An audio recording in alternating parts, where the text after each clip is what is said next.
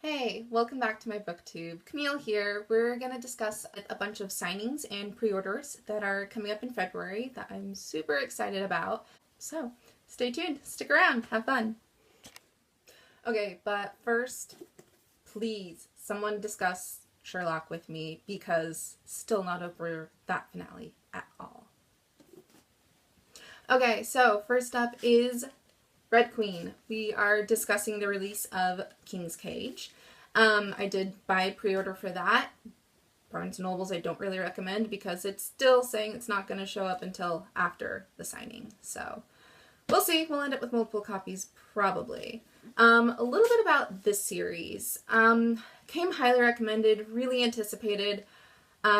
Victoria is actually an alumni of USC, which I'm an alumni of now. But honestly, I can't say I love this series. I know. Everyone's like, oh my gosh, have you read it? I loved it so much. And I just can't feel connected to it. I think it's perfectly fine. It's written wonderfully, but just the characters aren't for me. And the one character that I kind of had a thing for, well, spoilers. What spoilers? You say? Well, Glass Sword. If you haven't read it, I'm not going to give away spoilers because I absolutely hate spoilers to the largest degree possible. So, yeah, I don't know. I just don't love this series. So yeah, what else can I say about this series?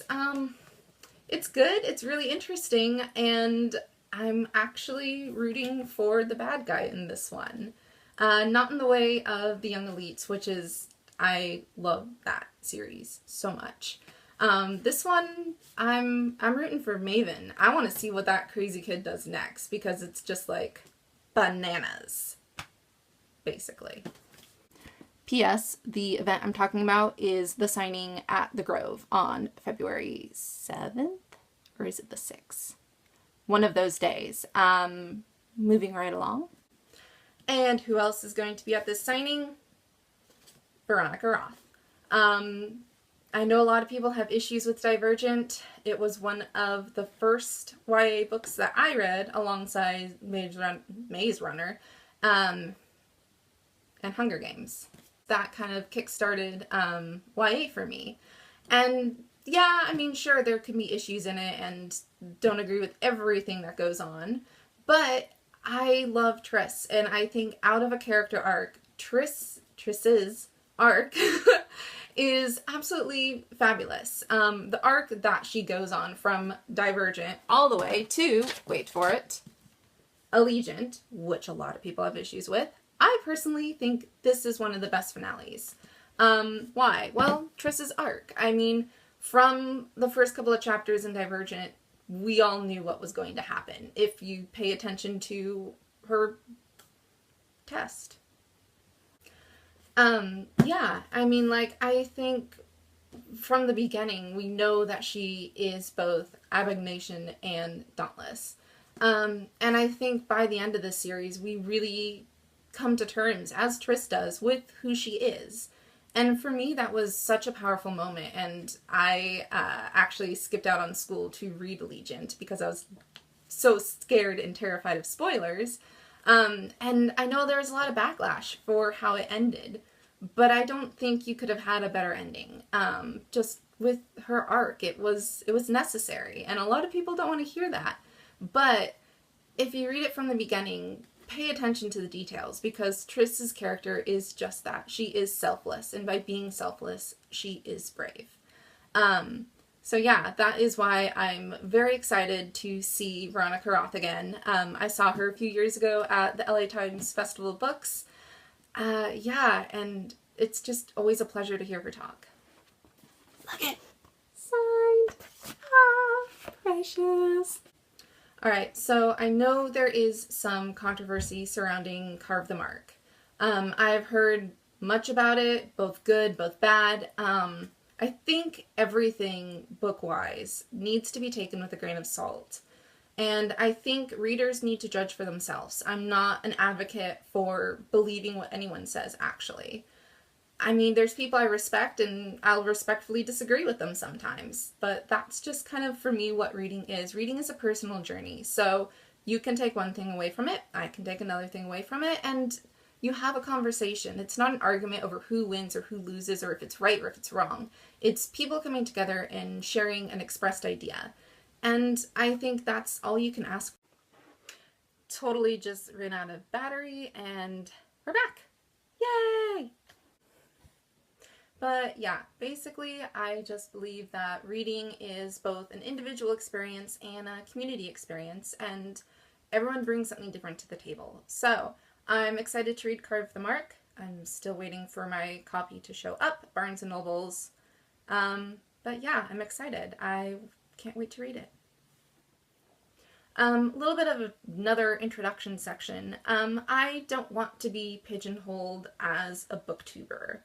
What does that mean? It means I don't want to follow all the tropes that have come about because of booktube. I'm not going to do book hauls. I'm broke, I have no money, I can't really buy books, and if I do, they're very select.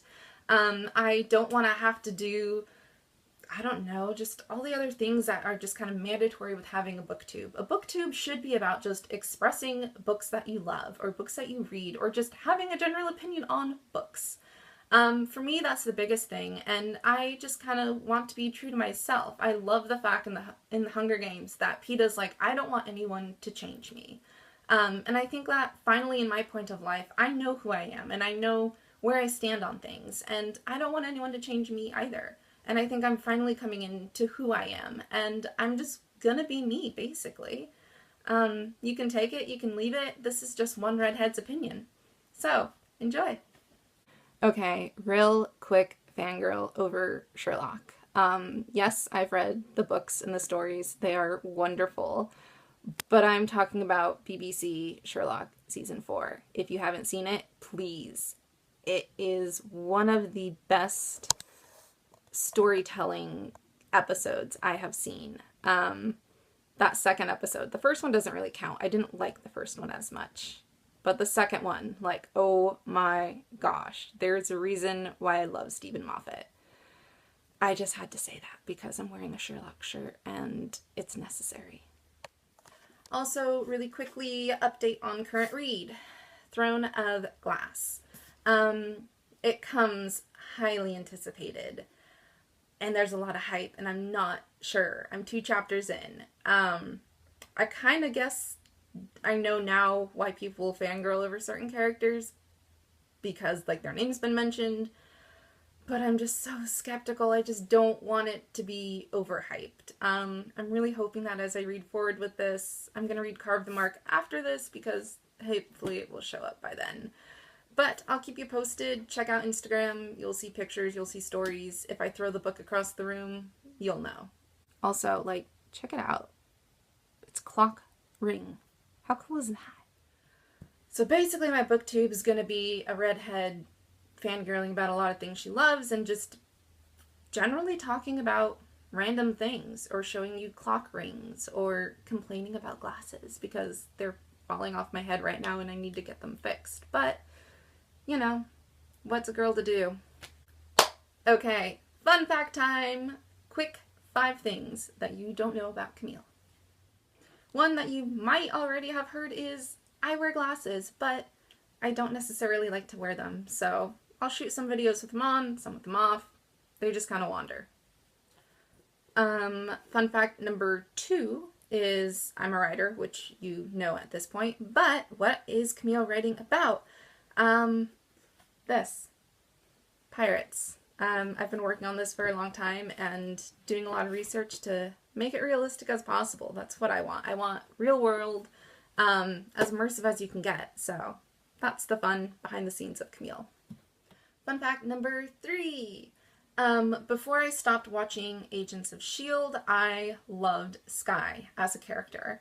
I think I stopped caring about the middle of the 3rd season after that amazing winter finale transition into the next portion.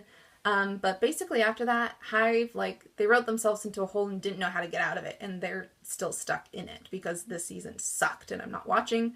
But this totally reminds me of Skye. I have a hula dancer in my car, so fun fact is just constantly pretend that I'm Skye. Not quite a fun fact about me, but fun fact about Sherlock and Conan Doyle. He wrote a lot of things besides Sherlock, and this was actually the favorite series that he did write. He wrote the Professor Challenger series, which he killed Sherlock off to continue. It's really fun. It starts with The Lost World, which is about dinosaurs in the Amazon, so how can you not love that? I encourage you to check it out, because why not? Okay, fun fact number 5. It's still absolutely terrifying to talk to a camera, even though no one else is here. We're working on it though, so hope you enjoy it. We'll see. I don't know. Yeah. And I think that wraps it up for this edition of Camille. Don't technically have a name yet for my booktube.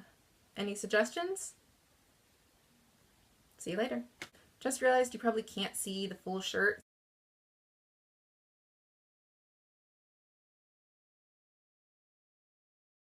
Ta-da! Because